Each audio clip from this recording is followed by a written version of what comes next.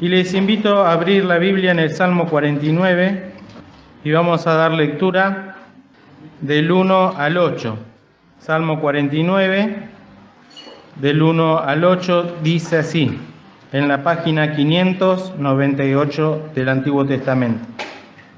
Luego de esta lectura ya le vamos a dar lugar al coro que pase y luego sí vamos a tener la lectura del mensaje central. Dice el Salmo 49, versículo 1, Oíd esto, pueblos todos, escuchad, habitadores todos del mundo, así los plebeyos como los nobles, el rico y el pobre juntamente. Mi boca hablará sabiduría, y el pensamiento de mi corazón, inteligencia. Acomodaré a ejemplos mi oído, declararé con el arpa mi enigma. ¿Por qué he de temer en los días de adversidad, cuando la iniquidad de mis insidiadores me cercare? Los que confían en sus haciendas y en la muchedumbre de sus riquezas se jactan. Ninguno de ellos podrá en manera alguna redimir al hermano, ni dar a Dios su rescate, porque la redención de su vida es de gran precio y no se hará jamás. Hasta aquí la lectura. Vamos a dejar este lugar ahora para el coro que pase con plena libertad, el coro femenino.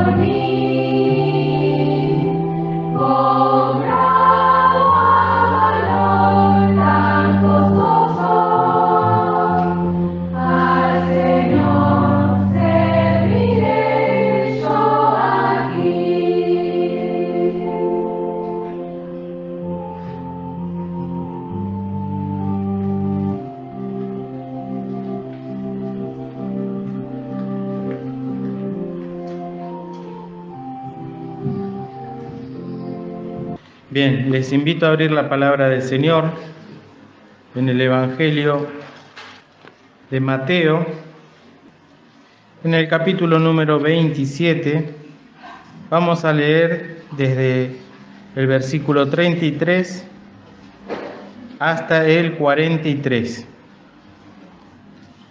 Repito, Mateo 27, desde el 33 al 43, y dice así la palabra del Señor.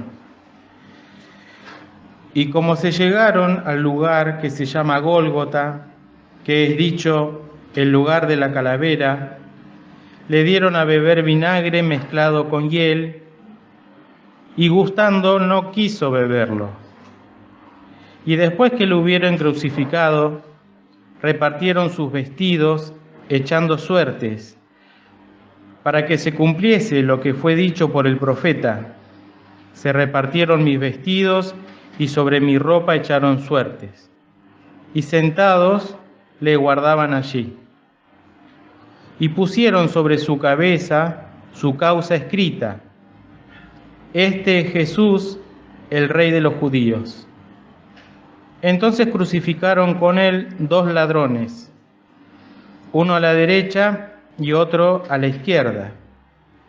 Y los que pasaban le decían injurias, meneando sus cabezas, y diciendo: Tú, el que derribas el templo y en 3 días lo reedificas, sálvate a ti mismo.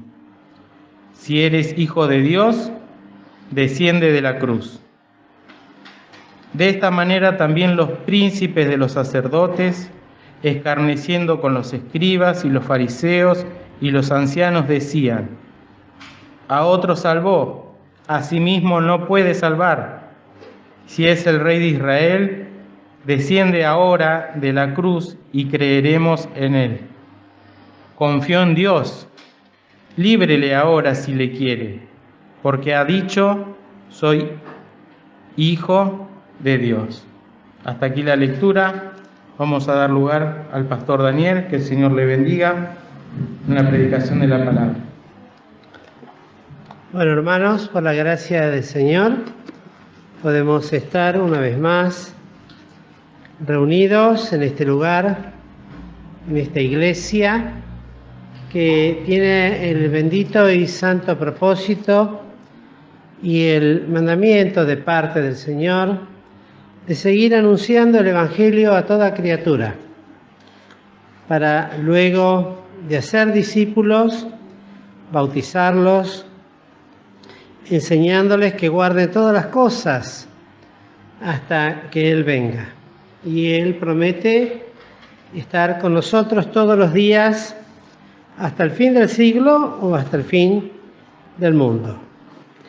Y este pasaje que hemos leído en esta tarde es una pequeña porción descriptiva de los padecimientos del Hijo de Dios, de nuestro eterno Salvador, el Señor Jesucristo, el cual, sabiendo que su hora había llegado para que pasase de este mundo, como había amado a los suyos, los amó hasta el fin. Y en ese amor bendito y santo, que la palabra lo describe así, es que padece las cosas aquí relatadas. Bien se podría hablar aún de los acontecimientos anteriores al mismo hecho de la cruz. Pero me quedé con esta parte del pasaje porque nos habla de un amor tan inmenso y de un padecimiento único y sin igual que ninguno de nosotros jamás ha de tener. Y dice el pasaje que como llegaron al lugar que se llama Gólgota, que es dicho el lugar de la calavera. Seguramente muchos cristianos conocen ya por descripción por lo menos lo que es esto, pero también se han añadido muchos jóvenes y almas nuevas que desconocen por qué se le llama de la calavera. Bueno, en realidad era un lugar que fue elegido fuera de la ciudad, fuera del real, como bien lo dice la Escritura, un pequeño montículo, no era un monte grande, gigante, pero sí tenía una particularidad, que visto desde determinada perspectiva, era la cabeza de una calavera. Y en ese lugar, sobre ese lugar de la calavera, fue elegido por los romanos para ejecutar a todos aquellos convictos de alguna falta. En este caso se describe al Señor Jesús como es llevado y también tiene que padecerlo de una manera al estilo romano, pues no podía morir el Señor en manos de los judíos, porque los judíos acostumbraban a apedrear a sus víctimas o a aquellos que ellos consideraban dignos de muerte. Por lo tanto, como la profecía nos enseña y nos dice que el Cordero de Dios que quita el pecado del mundo debía dar su sangre para que esa sangre fuese el medio, el elemento que Dios utilizara para poder salvarnos y librarnos de la condenación y de la muerte. Y era una calavera con sus cavidades y la forma, y allí lo llevaron al Señor, y dice que le dieron a beber vinagre mezclado con hiel, y gustando no quiso beberlo. Esto nos habla de una experiencia de la cual el Señor no podía tener absolutamente ningún tipo de confusión mental ni espiritual. El vinagre, y mezclado con hiel, se utilizaba justamente para entontecer, por decirlo de alguna manera, o amortiguar los dolores, o sacar de sí a los que estaban padeciendo para que no sufrieran tanto. Es decir, producir como una especie de sopor en la víctima.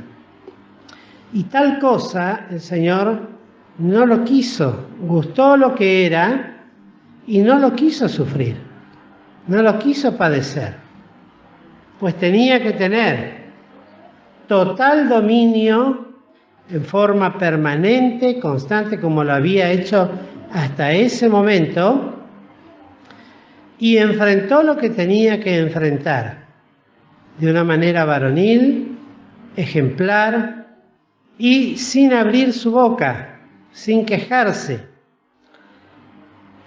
Y gustando, no quiso beberlo. Fue una decisión personal,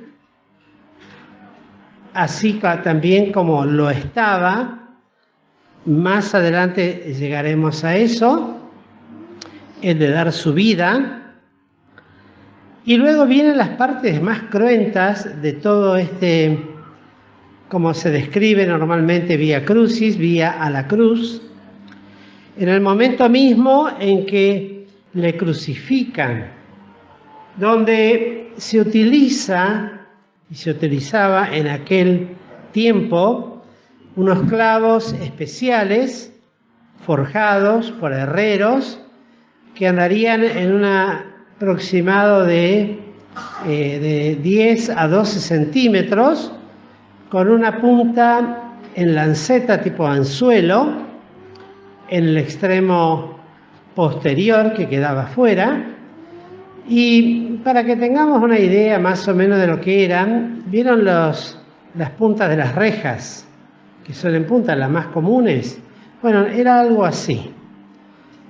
Capaces de soportar el peso de un cuerpo, pero que a su vez infringían un dolor terrible, atroz, en la víctima, porque se los clavaba de una manera en la palma de las manos, bien en el centro de la mano, donde está todo un montón, lo voy a decir así porque no tengo otra palabra, de terminaciones de los tendones y donde no se desgarra fácilmente.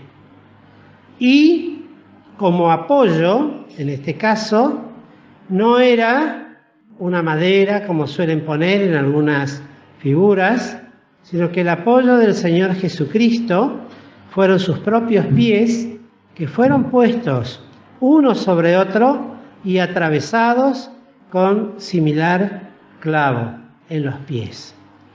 Y luego esa cruz, que era un madero que lo tuvo que transportar y en determinado momento no lo pudo hacer más por la extrema debilidad en la que se encontraba, toman a un tal Cireneo, Simón Cireneo, para que le lleve la cruz hasta el lugar donde habrían de crucificarlo.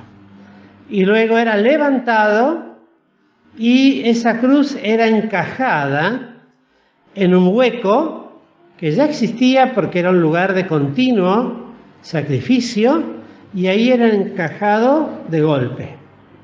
Y permanecía colgado de las manos y apoyado sobre sus pies. Y era una muerte de tortura realmente, pues no era una muerte rápida, todo lo contrario, podían tardar días en morir los así condenados y ejecutados. Y allí suspendieron en el aire, fue puesto en el aire para que se cumpla la palabra de Dios que dice: donde estuviere el cuerpo muerto, allí se juntarán las aves. Era sobre el Cristo suspendido. La figura que tomó aquella serpiente de metal que hablaba Marco, el pastor Marco, la semana pasada, que fue levantada en el desierto. Allí tenía cumplimiento cabal y absoluto. El Hijo de Dios, el hombre, Jesucristo. Y observar. Y sucedieron unas cuantas cosas en el momento mismo de la crucifixión del Señor. Cosas maravillosas a nuestros ojos, pues hombre alguno podría imitar o tan siquiera emular lo que el Señor allí hiciera. Pues después que le hubieran crucificado, repartieron sus vestidos, costumbre que tenían los romanos, de todos los reos, pues lo único que tenía el Señor era una especie de paño que le cubría y sus ropas las repartían. Y como él tenía una capa muy especial, de mucho valor, de buena calidad, y era de un solo tejido, no tenía unión. Y aquí lo describe: se repartieron mis vestidos y sobre mi ropa echaron suertes. No solamente se repartieron. Y esto está en el Salmo 22, después lo leen, no tenemos tiempo de detenernos. Pero era una capa especial, lo describen también en otros evangelios. En los 4 evangelios relatan la cruz de Cristo. Y como les daba pena el cortarla, el romperla, la reparten. Es decir, echan suerte sobre aquel que estaba muriendo por todos ellos, para que se cumpla. Y Cristo decía: todo lo que está escrito de mí, cumplimiento tiene. Aún estos detalles que parecen insignificantes, el Señor los cumplió y Dios permitió que se cumpliera. Y luego de estar colgado allí en la cruz, se sentaron y le guardaban allí los ejecutores. Y ponen algo sobre su cabeza, un cartel, que dice: este es Jesús, el Rey de los judíos. Y aunque parezca una frase de burla, que esa fue la intención, sin embargo no está haciendo más que refrendar y aseverar lo que luego en el milenio, cuando Cristo reine, se ha de cumplir, y que los soldados, ironizando esto en los versículos anteriores, le desnudaban y le echaron un manto de grana encima y pusieron sobre su cabeza una corona tejida de espinas y una caña en su mano derecha. E hincando la rodilla delante de él, le burlaban diciendo: salve, Rey de los judíos. Y escupiendo en él, tomaron la caña y le herían en la cabeza. ¡Cuánta burla! ¡Cuánto desprecio!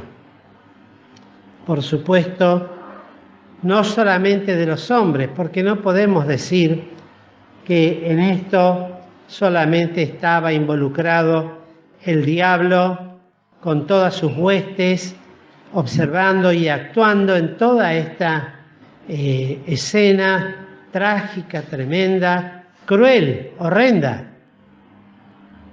De tal manera que los que pasaban por allí, mirando, meneaban su cabeza, dando a entender la imagen. Por eso dice la palabra: verlo hemos, mas sin atractivo, para que le deseemos. ¿De qué manera se puede desear? ¿Qué atractivo puede haber semejante cuadro sangriento, horroroso? Pero sin embargo, es la respuesta de Dios a toda esta burla, que un día el Hijo de Dios ha de reinar sobre todos. Y aquí está, es la respuesta de Dios a esta burla de los romanos. Este cartel, el cual le fuera puesto por el mismo Pilato, y que después dijera: no, cámbialo, pon, este dijo, Rey soy. Y Pilato, no haciendo caso, por supuesto, a esa oferta de los judíos, tampoco obedeciendo a Dios en el sentido de que lo entendiera como voluntad de Dios, sin embargo lo escribió y dijo: lo que está escrito, escrito está. Y así quedó para toda la posteridad, para estos 2000 años de historia aproximada y aún más para la eternidad, este cartel y esta declaración. El otro día mencionábamos, pues hay un evangelio eterno, es el evangelio del Señor Jesucristo. Es este evangelio que no cambia, que está basado sobre estos hechos reales, vividos por el Señor, por amor a ti y a mí. Conversábamos con mi esposa esta tarde, un rato antes de venir, que en realidad bien lo dice la Escritura. La caridad es sobre todo. Uno puede decir: sí, la fe de Cristo lo llevó, pero fue en amor, porque así lo declaró, porque de tal manera amó. Y es un amor que no se quedó solamente en palabras, sino que amó de hecho y en verdad. Amó aún a aquellos que le crucificaban y los perdonó. Pues en otro evangelio, en ese momento cuando dice: cuando lo vieron crucificado, La expresión del Señor fue: Padre, perdónalos porque no saben lo que hacen. Un dominio total y absoluto de toda situación. No podía permitirse emoción humana alguna inducida desde lo exterior para sacarlo del plan de salvación que había venido a cumplir conforme a la voluntad de su Padre. No había, y perdona, aún en ese mismo momento. Hay otros relatos muy lindos, no tenemos tiempo de hablar de tantos, pero en la cruz, en estos momentos, ustedes recordarán la conversación, lo vamos a hacer así nada más, no lo vamos a leer, la conversación con el que fue colgado, uno de los malhechores, que fue colgado a su costado. El otro se burlaba juntamente con esto, aún estando en la misma condenación. Y el ladrón, que no era bueno, sino que era un hombre que se había dado cuenta, había reconocido su condición de pecador y que merecía por lo que estaba haciendo, le tiene que decir: ni tú, estando en la misma condenación, ¿tienes temor? Este ningún mal ha hecho, mas nosotros tenemos lo que merecemos. Un malhechor colgado tiene una luz bendita y santa de poder ver la condición de su vida y la realidad del Salvador del mundo, de Cristo Jesús. Acuérdate de mí cuando vinieres a tu reino. Cristo, para que veamos, no estaba pensando: qué descompuesto que estoy, cómo me duelen las manos, los pies, qué manera de sufrir. Lo mira y le dice: de cierto te digo que hoy estarás conmigo en el paraíso. No lo desatiende.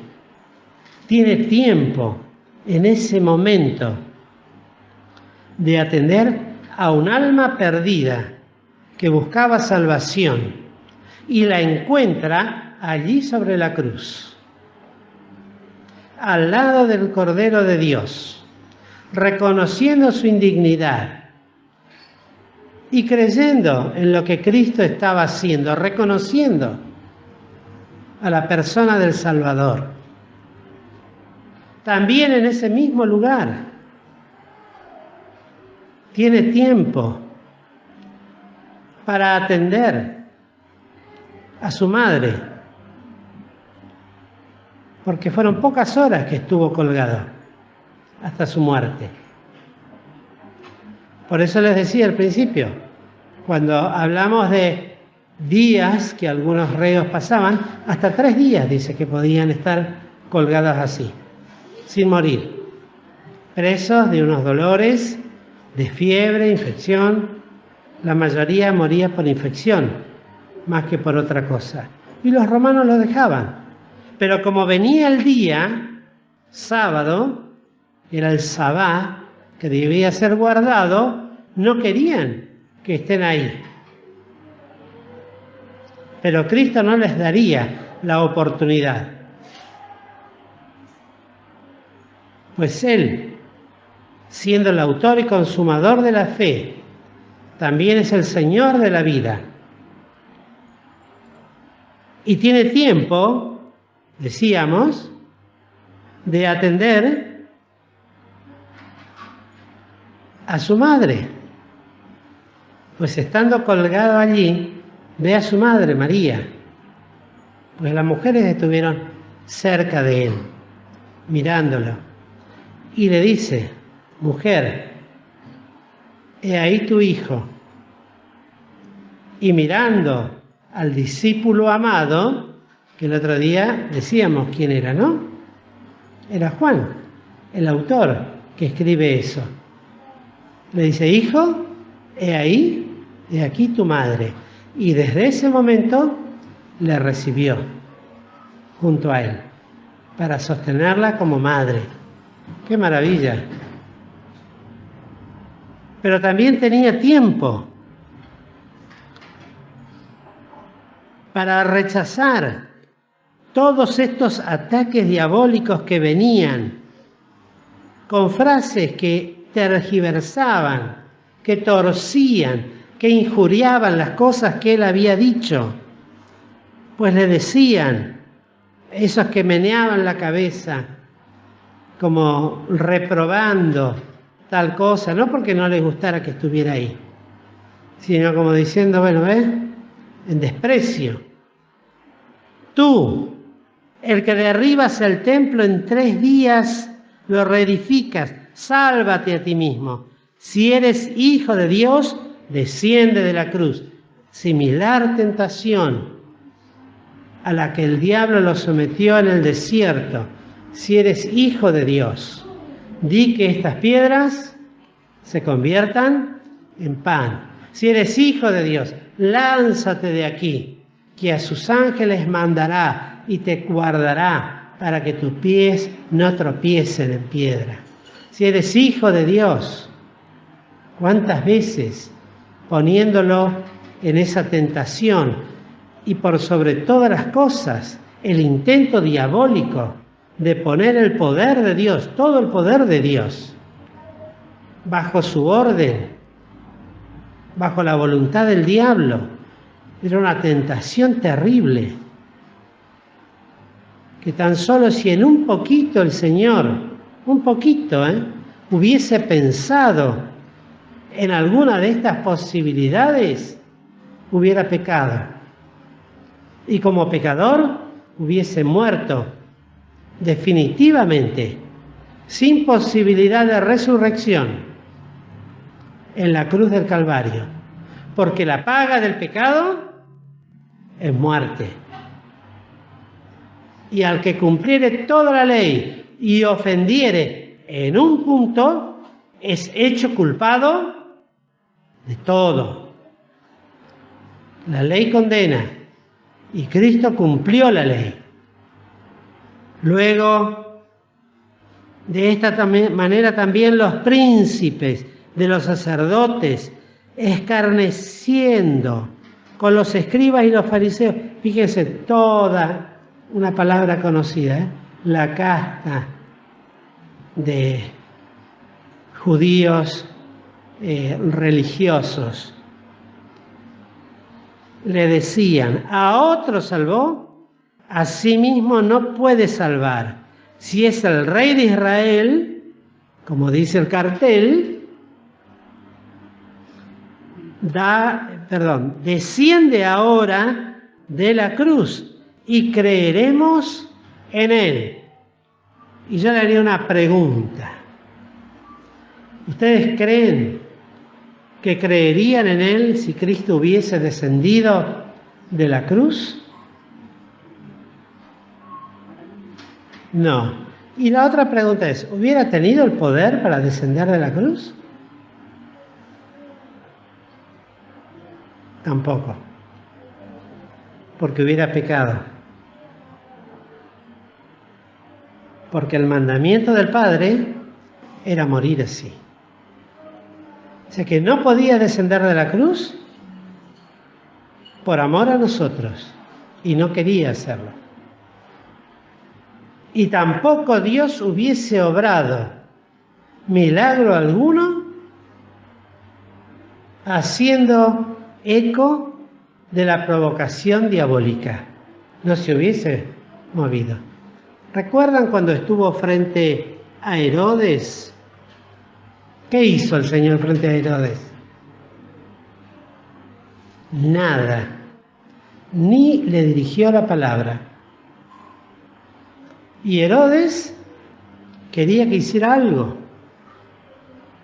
que le mostrara alguna señal. Haz una señal y creeremos en ti. señal no le será dada, sino la de Jonás. ¿Cuál era esa señal? Estar 3 días encerrado en el sepulcro y resucitar luego. Esa sería la señal. Lo que estaban viendo ahí era lo que tenía que ser absolutamente así. Eso por si alguno piensa que, bueno, Dios podía sacarlo de ahí. Y por otro lado también, Dios podía sacarlo de ahí, pero no hubiese podido ser el Salvador. Y por otro lado, Dios no obra injusticias. El plan de Dios era llevar a su Hijo hasta la cruz. Y sobre esa cruz, sobre su cuerpo, cargar el pecado de todos nosotros. Y allí dar su vida. Y que cada pecado nuestro tomara contacto con su cruz. Recuerden lo que dije al principio. No podía morir apedreado. Tenía que morir derramando su sangre.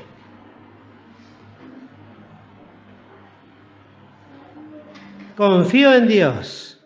Líbrele ahora si le quiere. Miren ustedes, ¿no? Porque ha dicho, soy hijo de Dios. Y en esto él no mintió. Pero como era el Hijo de Dios, todos estos malos y pervertidos religiosos no se ocuparon de escudriñar en las Escrituras el origen. ¿Quién era el Señor Jesús? Cuando uno lee las genealogías, sencillamente de Mateo y de Lucas, tan claro, el origen de Dios, del Salvador, hijos de David. Tanto María como su padrastro José. Tenía origen real. Era el prometido de Dios, el Mesías, la estrella de David. Y ahí estaba. ¿Cómo no va a ser el Hijo de Dios? Soy el Hijo de Dios. Y todo el universo estaba en juego sobre el Señor en ese momento. Todo. Y hay un evangelio en Juan que relata esto. Fíjense en el versículo, en el capítulo 19, verso 28.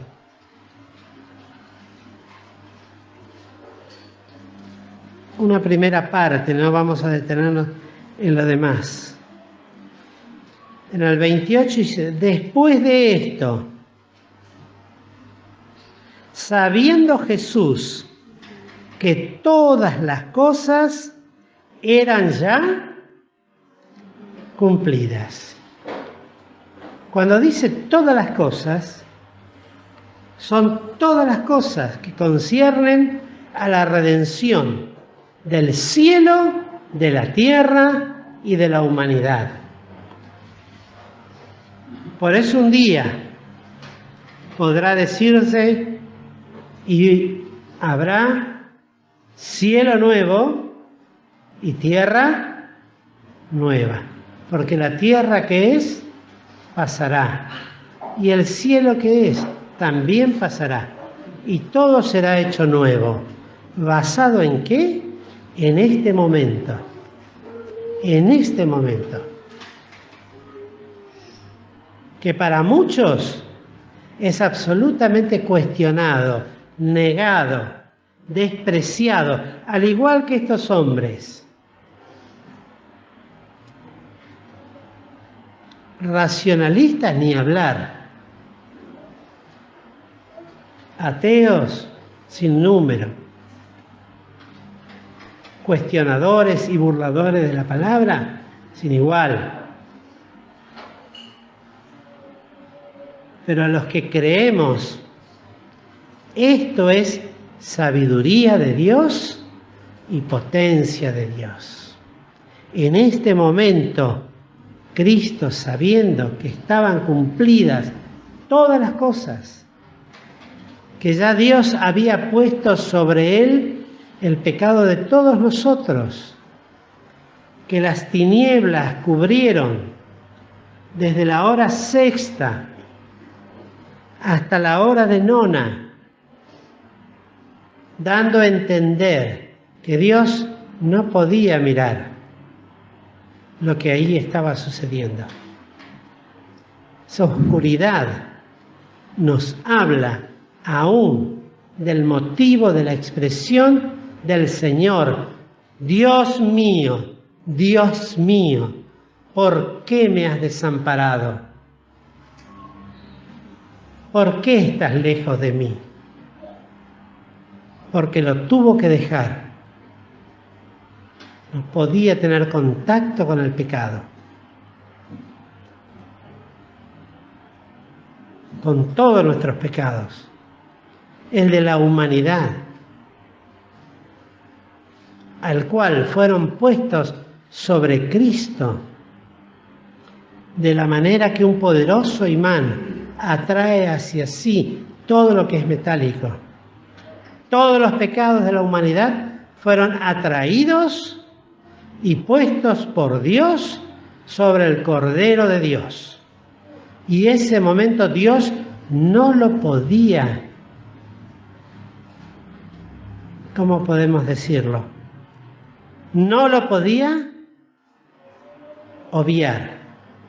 Pues he aquí un hombre sin pecado, sin suciedad alguna, sin engaño en su boca, inocente, puro, limpio, apartado de los pecadores, el único que podía redimir a una humanidad perdida,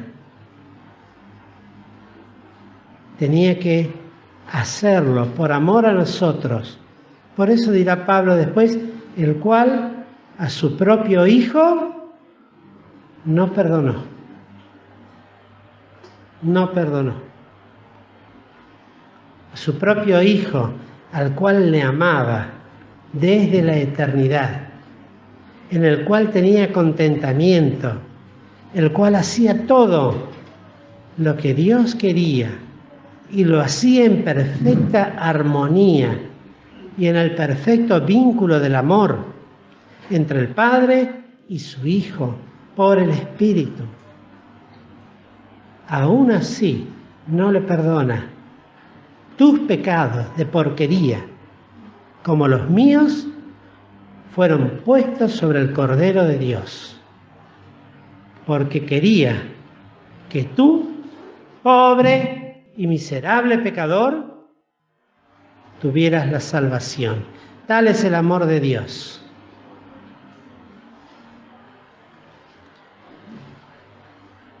Y desde la hora de sexta fueron hechas tinieblas sobre toda la tierra hasta la hora de nona, desde las 12 del mediodía hasta las 3 de la tarde.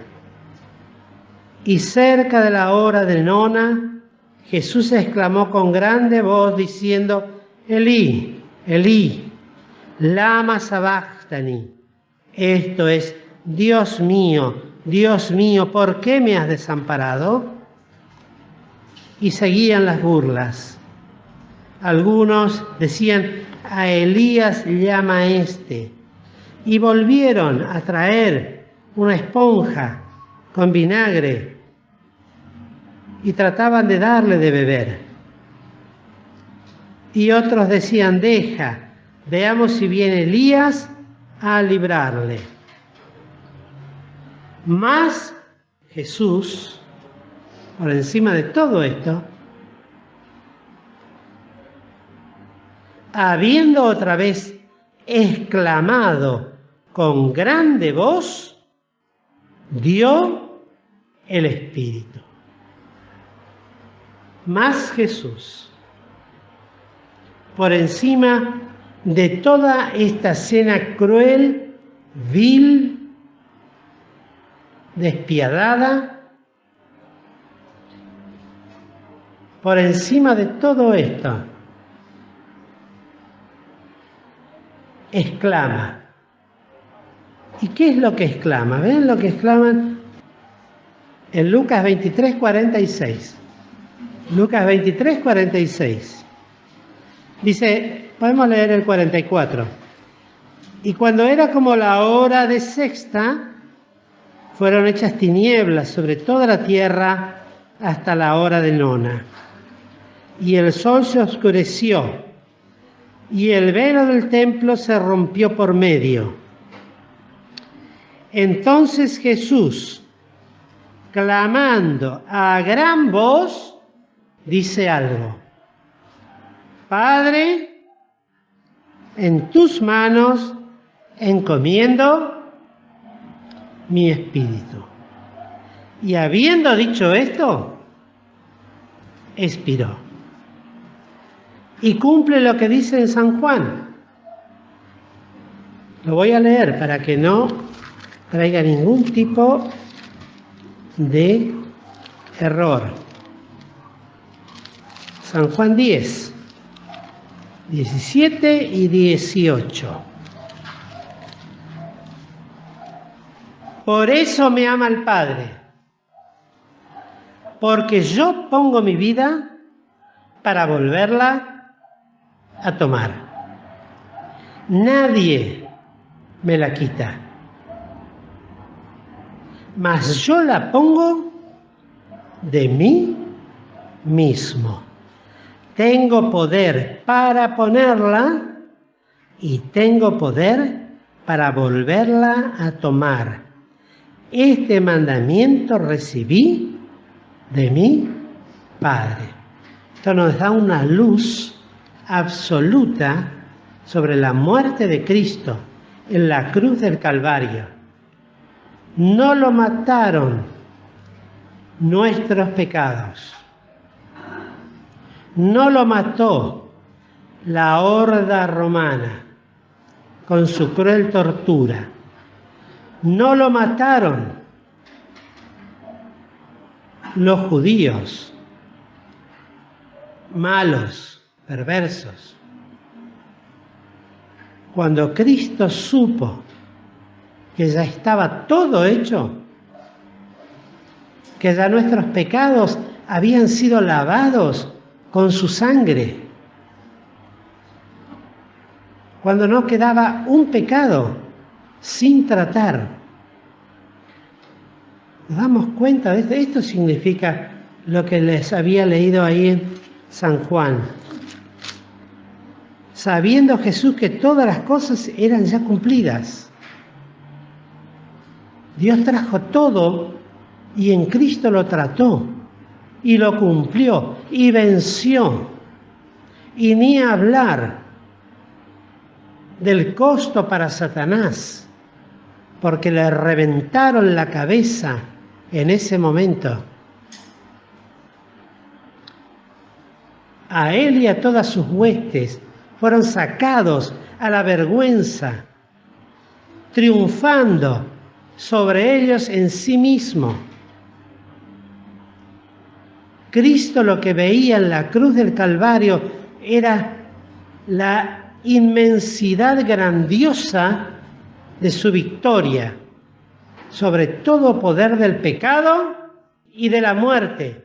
Por eso podía decir: oh muerte, yo seré tu muerte. Oh sepulcro, yo seré tu destrucción. Y sobre él ver que ya estaba cumplida tu salvación y la mía. Si tuvo tiempo para atender a un reo colgado al lado suyo, no va a tener tiempo como Dios. Y cuando expira y dice: en tus manos encomiendo mi espíritu, nuevamente se había restablecido la comunión del Padre Celestial, de la segunda persona de la Santísima Trinidad y de el Cristo de las Escrituras. Todas las cosas ya estaban cumplidas. Vuelve a ser uno con el Padre, con su tarea cumplida. Por eso dice, consumado, consumado es. Qué lindo es pensar que dice, y podríamos poner cada uno nuestro nombre, tu salvación está consumada, está hecha. Ya he pagado por ti, he padecido todas estas cosas. Y hay una frase que a mí toda la vida me ha gustado, que ya nunca más tendrá que volver a padecer estas cosas. Creo que hay un himno que lo dice, no recuerdo cuál. Nunca más tendrá que volver a pasar por los padecimientos de la cruz, por ti o por mí. Una vez y para siempre, en la consumación de los siglos. Alma preciosa que estás aquí, ¿por qué no te decides cuando la Escritura te enseña y te guía para que con un corazón sencillo y simple puedas decirle, Señor, creo, ayuda mi incredulidad. Creo que tú consumaste todas las cosas. No hay ser, no hay cosa sobre este mundo que pueda hacer estas declaraciones tan reales. Y no hay creyente que no haya pasado por la verdadera experiencia de salvación que pueda negar este hecho. Pues es un hecho único en su vida, para siempre, no se va más. Y Cristo todavía sigue invitando en este tiempo a las almas, porque nos ama. Y mientras hay tiempo, digamos que sí. No tengamos un corazón duro de incredulidad para cuestionar. Rechaza todo pensamiento carnal, diabólico, cuestionador.